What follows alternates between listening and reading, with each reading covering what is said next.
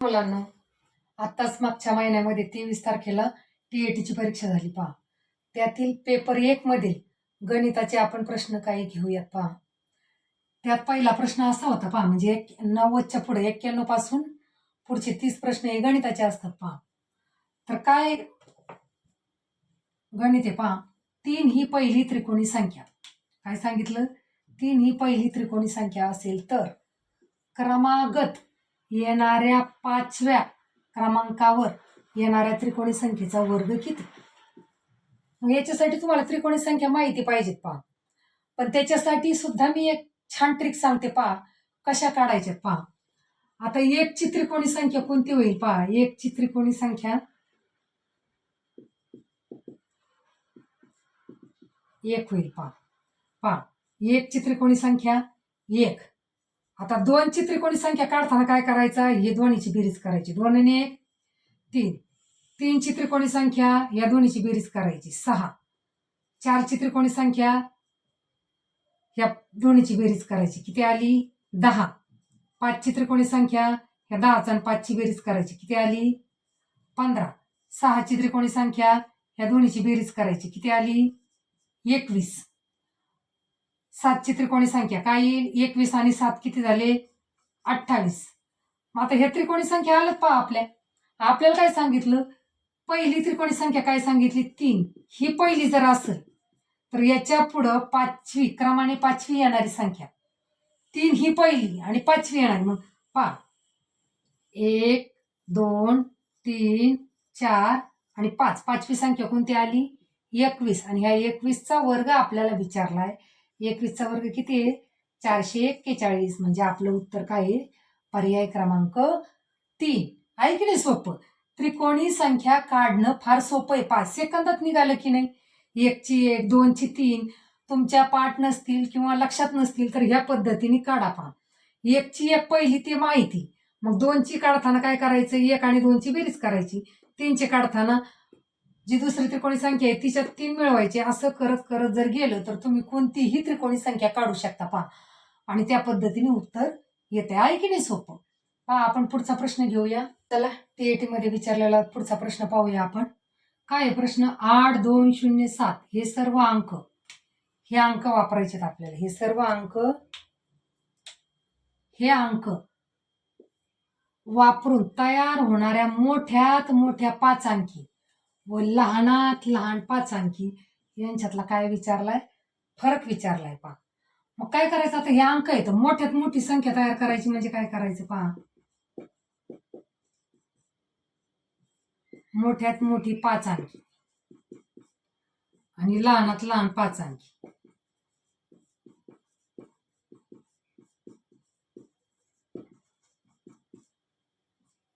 बघा आता मोठ्यात मोठी 5 अंकी संख्या तयार करताना काय करायचं? याच्यातला मोठा अंक कोणता आहे? 8 आहे. तो किती वेळा घ्यायचा आहे? 2 वेळा घ्यायचा आहे. मग राहिलेल्या मध्ये कोणता मोठा आहे? 7 आहे. मग राहिलेल्या मध्ये 2 आणि 0 मध्ये कोणता मोठा आहे? 2 आहे. नंतर 0. आता लहान संख्या तयार करताना काय करायचं? याच्यातला लहान अंक कोणता आहे? तुम्ही म्हणणार 0. 0 जर सुरुवातीला घेतलं तर 5 अंकी संख्या तयार होणार नाही. 0 सोडून कोणता लहान अंक आहे? 2. तो एकदा घ्यायचा. मग त्याच्या पुढं 0 2 वेळा घ्यायचा आहे. आणि मग राहिलेल्या मध्ये लहान कोणता आहे? 7. आणि मग उरला 8. यांची फक्त वजाबाकी करायची. 10तून 8 गेले 2. 11तून 7 गेले 4. त्याच्यानंतर इथं 6 राहिली. 6तून 6शी 6. 8तून 0 गेला 8. आणि 8तून 2 गेले 6. म्हणजे किती आलंय आपलं? 68,642. म्हणजेच पर्याय क्रमांक 2 हे उत्तर बरोबर होतं पहा. आहे की नाही सोपं? मोठ्यात मोठी संख्या तयार करताना इथं 4 अंक दिलेत. तुम्ही म्हणणार 5 अंकी कशी संख्या तयार करणार? मग अशा वेळेस काय करायचं? मोठ्यात मोठी संख्या तयार करायला सांगितली ना तर जो मोठा अंक आहे तो 2दा घ्यायचा आहे पहा. आणि 0 तुम्हाला फसवण्यासाठी देतात पहा. 0 जर सुरुवातीला आला, तुम्ही इथं जर 0 अगोदर घेतला असता नंतर 278 तर ही संख्या 5 अंकी झाली असती का? नाही. ही 3 अंकी शतक संख्या झाली पहा. म्हणजे 0 हा फसवण्यासाठी देतात. त्यामुळे लक्षात घ्यायचं किंवा काय काय म्हणतात 4च अंक दिले, मग 5 अंकी संख्या कशी तयार करायची, तर या पद्धतीने संख्या तयार करायच्या आणि उत्तर काढायचे पहा. चला तिसरा प्रश्न घेऊया आपण TAT 2025 मधला पुढचा प्रश्न पाहूया पहा. प्रश्न काय आहे? नमिताने गृह उद्योगासाठी दशादशी म्हणजे काय, दर साल दर शेकडा 7.5 दराने बँकेकडून 1,50,000 रुपयाचं कर्ज घेतलं. किती मुदतीसाठी घेतलं? 8 वर्षासाठी घेतलं. तर प्रश्न काय विचारला, मुदतीनंतर कर्ज फेडीसाठी तिला एकूण किती रक्कम बँकेला परत करावी लागेल? तर फार सोपं आहे पहा. याच्यासाठी अगोदर काय दिलंय पहा, मुद्दल दिली म्हणजे भांडवल जे तिने घेतलंय कर्ज 1.5 लाख रुपये. मुदत किती आहे? 8 वर्षे आहे पहा. आणि दर किती दिला? दर साल दर शेकडा 7.1/2 म्हणजे 7.5 दराने घेतलाय. तर मग हे 7.5 असं न ठेवता त्याचा अपूर्णांक करून घेतला आपण. 7 दुने 14, छेदाचा आणि पूर्णांकाचा गुणाकार करायचा आणि त्याच्यामध्ये अंश मिळवायचा. 7 दुने 14 आणि 15, 15/2. आता सरळ व्याज काढण्याचं सूत्र तुम्हाला माहिती आहे पहा. सरळ व्याज म्हणजे PNR भागिले 100, म्हणजेच मुद्दल गुणिले मुदत गुणिले दर भागिले 100. म्हणजे जी आपल्याला माहिती दिली उदाहरणामध्ये ती फक्त याच्यात सिंपली मांडून घ्यायची पहा. मुद्दल किती दिली? 1.5 लाख. मुद्दल किती दिली? 1.5 लाख. मुदत किती आहे? 15/2 आहे. म्हणजे आपण काय करणार, 15 वरती लिहून घेऊ आणि छेदाला 2 लिहून घेऊ पहा. त्याच्यानंतर मुदत किती दिली? 8 वर्षाची दिली. आणि हे जे 100 आहेत हे येणार. आता काय करायचं आहे, ही आकडेमोड करायची पहा. हे 2 शून्य गेले, 100 वरचे 2 गेले, 1.5 लाखावरचे 2 गेले. आता या 2 भाग द्या, 2 चोक 8. किती राहिले आता? 1500 गुणिले 15 गुणिले 4. आता 15 चोक किती झाले? 60 आणि हे 1500.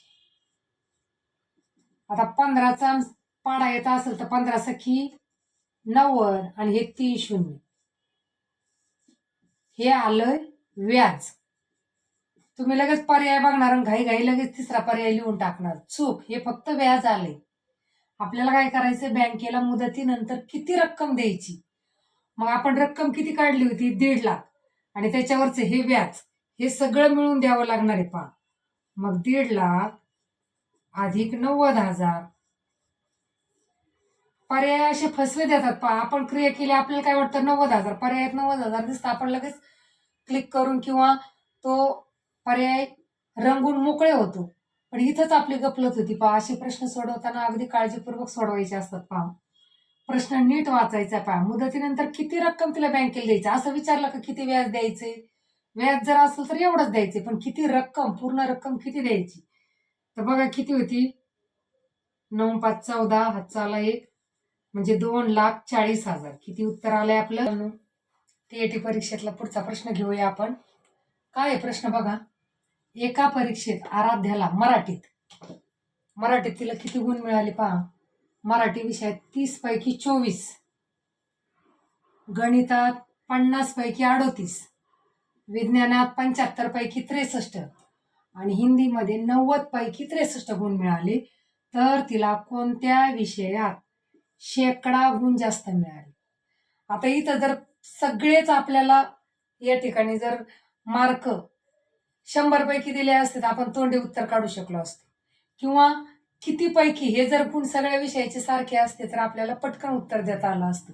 पण इथं तसं नाहीये. मराठीचा पेपर 30 पैकी आहे, गणिताचा पेपर 50 पैकी आहे, विज्ञानाचा 75 पैकी आहे, हिंदीचा 90 पैकी आहे. आणि त्यामुळे आपल्याला शेकडा गुण आधी सगळ्या विषयांचे काढून घ्यावे लागतील पहा. तर आपण काढून घेऊया पहा. मराठी विषय इथं घेते मी. प्रत्येक विषयाचे आपल्याला शेकडा गुण आधी काढून घ्यावे लागतील. गणित, विज्ञान आणि हिंदी, प्रत्येक विषयाचे आपल्याला काय करावं लागणार आहे? अगोदर शेकडा गुण पहा. आता मराठीला 30 पैकी 24 तर 100 पैकी किती शेकडा गुण काढायचे म्हणजे 100 पैकी. मग हा तिरकस गुणाकार पहा. 100 गुणिले 24 भागिले 30. 1 1 0 गेला. 3 8 24 आणि 10 8 80. म्हणजे इथं किती मार्क मिळाले तिला? 80% मिळाले. पहा आता गणितामध्ये पहा 50 पैकी 38 तर 100 पैकी किती? हे आपल्याला तिथल्या तिथंच करायचंय. पेपरला एवढं मोठं गणित सोडवत बसायचं नाही. फक्त ते कसं उत्तर काढलं त्याच्यासाठी मी समजावून सांगते. पुन्हा तिरकस गुणाकार 100 गुणिले 38 भागिले 50. आता 50 दुने 100 आणि 38चा आणि याचा गुणाकार केला तर 82 16. हातचा आला 1 बेत्रिक 6 आणि 1 7. म्हणजे किती आलं? 76% आलं. आता विज्ञानाचं काढू. 75 पैकी 63 तर 100 पैकी किती? मग 100 गुणिले 63 भागिले 75. इथं 5 भाग द्या किंवा 25 भाग द्या. 25 3 75. 25 चौक 100. परत 3 भाग जाऊ दे. 3 दुने 6 3 1 3 आणि 21 चौक 84. म्हणजे इथे 84% आला. आता हिंदीचं बघूया आपण. 90 पैकी 63 तर 100 पैकी किती? मग 100 गुणिले 63 भागिले 90. 1 1 0 गेला. 3 3 9. 3 दुने 6 आणि 3 1 3. परत 3 भाग जातो. 3 7 21. 7 10 70. म्हणजे 70%. मग आता इथं आलंय 80%. मराठीला गणिताला 76%, विज्ञानाला 84% आणि हिंदीला 70%. मग सगळ्यात जास्त कोणत्या विषयाला मार्क जास्त पडले शेकडा गुण? तर विज्ञानाला. म्हणजे आपला पर्याय क्रमांक 4 हे उत्तर आहे. आपल्याला तिथल्या तिथंच करायचंय. पा परीक्षेमध्ये आपल्याला तिथल्या तिथंच करायचं. या 2 विषयाचं लगेच लक्षात येतं आपल्याला. इथं गुण सारखे येतं म्हणल्यानंतर इथं विज्ञान आणि हिंदी याच्यामध्ये हिंदीला कमी असणार आहेत, कारण हिंदीचा पेपर 90 पैकी झालेला आहे हे लक्षात येते. पण आपल्याला 4ही विषयाचं काढणं गरजेचं आहे आणि त्यावरूनच आपल्याला शेकडा गुण विज्ञानाला जास्त पडले हे लक्षात येते. पहा चला पुढचा प्रश्न घेऊया. TET 2025 मधला पेपर 1 मधला पुढचा प्रश्न घेऊया. प्रश्न काय नीट पहा. सोनालीने 50 डझन केळी घेतल्या आणि किती रुपये दराने घेतल्या? 60 रुपये दराने घेतल्या आणि विकताना मात्र तिने 550 किंवा 550 रुपये शेकडा याप्रमाणे विकले. घेताना डझनामध्ये केळी घेतल्या, विकताना शेकडा याप्रमाणे विकल्या. तर तिला या व्यवहारामध्ये किती रुपये नफा किंवा तोटा होईल? पहा आणि पर्याय दिलेत. पहा 400 रुपये नफा, 300 रुपये नफा, 400 रुपये तोटा किंवा 300 रुपये तोटा. आता आपण गणित सोडवून बघूया तिला नफा झाला की तोटा झाला आणि किती रुपये झाला. बघा सुरुवातीला काय दिलंय? 50 डझन केळी दिली. 50 डझन केळी 60 रुपये दराने दिली. 50 डझन केळी 60 रुपये दराने दिली. म्हणजे 50 डझनाची किंमत किती झाली रे? 50 गुणिले 60 म्हणजे तिने 6 पंचे 30 3000 रुपयाची केळी घेतली. किती रुपयाची? ही खरेदी किंमत झाली तिची. 3000 रुपयाची तिने केळी घेतली. पण विकताना डझनात विकली का? नाही विकली, शेकड्यामध्ये विकली. मग आपण ही 50 डझनचे शेकडे किती होतात ते पाहूया. 50 डझन म्हणजेच किती होईल? 50 डझनामध्ये किती केळी असतात ते काढायचे आपल्याला. म्हणजे एका डझनामध्ये किती असतं? 12. 1 डझन मध्ये किती केळी असतात? 12. पहा हे आपण शिकलेलो आहे. पहा 1 डझन 12 केळी.